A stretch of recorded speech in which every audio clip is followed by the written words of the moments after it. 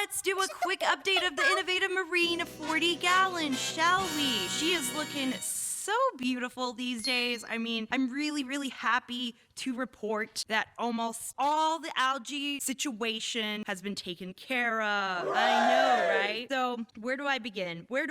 Y'all? Okay, let's start with the nuisance problems first. Okay, so check out that aptasia. This was, as you saw in the previous videos, this was like all over the place, and pretty much this area right here is actually the only aptasia that's really left. So that honestly is not a lot. Like, those Bergia nudies have been going to town. They've been eating, munching like crazy, because it's literally just the little ones here by the zoas and the ones up on that ledge that are actually what remains. So that's pretty good news, you know. I manually removed that red slime that was in the previous update video. That was pretty easy to take care of, but I know you guys want to know about that bubble algae situation, and I mean, it speaks for itself. There's barely any algae, bubble algae left. I mean, I'm seeing a little bit over here, but I mean, it's nothing that these little emerald crabs here cannot fix. These emerald crabs have been going to town. They look at him munching away. Look at him munching away. He's got a lot of food here, so look at him. Look at him going to town.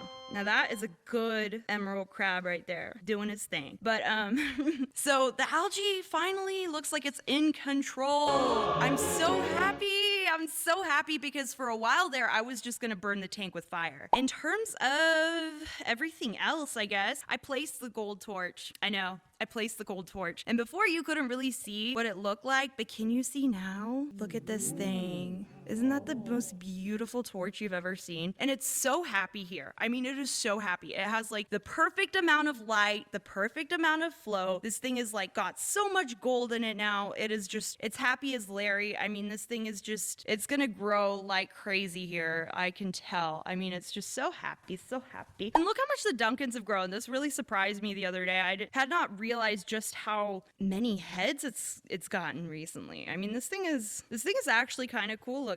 I mean, I'm really digging that Duncan. A little bit of bubble algae situation here still left, as you can see, and I'm pretty sure that that's, what do you call it? What's that algae called that looks like hairy, but it's not hair algae? Whatever. I'm pretty sure that there's multiple types of algae on this ledge, but looky here, this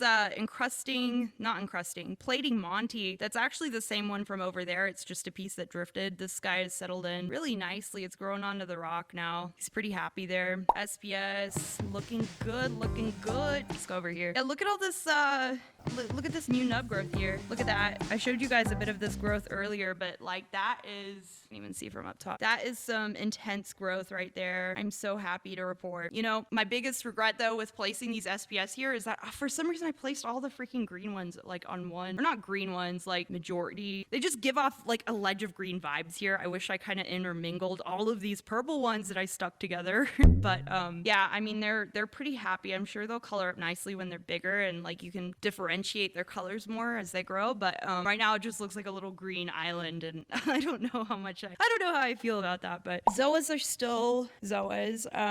They're still angry because the Bergias haven't settled to their island yet. There's still a lot of aptasia in there, and they're obviously angry about that. But they're zoas. I mean, they're still kicking it. They're still happy. It's kind of cool to see like who outgrew who, because it was kind of like look, this zoa grew inside the other zoa. Like, I don't even know how they managed this arrangement. I don't even remember how I initially placed them, but they really managed to grow in there. And that's just like the red seemed to be like taking over that whole side. And then in the middle, we have a mishmash of stuff. I don't even know. The zoa rock is a mess, essentially. Like, there are some zoas over here. There are some zoas on the sand bed that fell that I never put back. It's just a hodgepodge of stuff going on there right now. Look at the lepto, though. Look at the lepto. Do you see how much that lepto has grown? It's like totally gonna take over that rock there. What else? The dendros are still kicking it, surprisingly. And these little chalices over here are doing good too. But man, nothing beats the growth from this Monty though. I mean, remember when I placed him? It was just so small, and now it's just it's grown all over. And it even outcompeted my Bizarro. Like, that was a poor decision on my part. It grew over that guy in like a week. But I'm scared of him. Like, I don't think anything's gonna stop him from taking over this entire ledge. Like, I need to figure out the plan. You know what I mean? Because he can't keep doing this. He can't keep growing. Like, I want my ledge. I don't even know how to go about fragging him. So if you know how to frag something like this to get this situation sorted, please let me know in the comments. The Euphyllia are kicking it. They've grown so much. They're really bushy. But you know what I noticed about the Euphyllia, guys? You know what I noticed about the Euphyllia is that it just seems like since I placed the torch here, it seems like between the hammer garden and the torch, my scape just looks a little bit like top heavy. You know what I mean? Like, I need something big and bold on the bottom that has some movement too, because these guys are moving all day and then everything else is just really still. And I feel like the bottom here just needs a little something. I was originally going to make it a goni garden, but right now I just have 2 chalices, a lepto, and 1 goni. 1 goni, despite how beautiful that goni may be, does not make up a goni garden. So I gotta figure something out, y'all. Like, find some gonies or something, or I don't know, maybe get another torch. I mean, I'm hesitant to add another torch because, I mean, it's just a lower light area of my aquascape, and you know, those tentacles, they can get pretty long if they want to. So I don't really know what I would put there, but I need to think of something to add a little bit more movement and volume, because my whole aquascape, like, the vibes are off, you know? The vibes are just off. So I need to figure something out there because I'm not happy with that. This little Fabia has grown. He's chilling on the sandbed like a villain, chilling, you know? My firework clothes are full of bubble algae, so they're like perpetually pissed off, you know? I'm sorry, guys. And that goni. So, okay, excuse me. I actually have 2 gonies, but this goni is like the rejected goni. Like, he sits on the sandbed because he's covered in bubble algae, y'all. Like, and he's just not that cool. I don't know. I gotta put him back on there or something.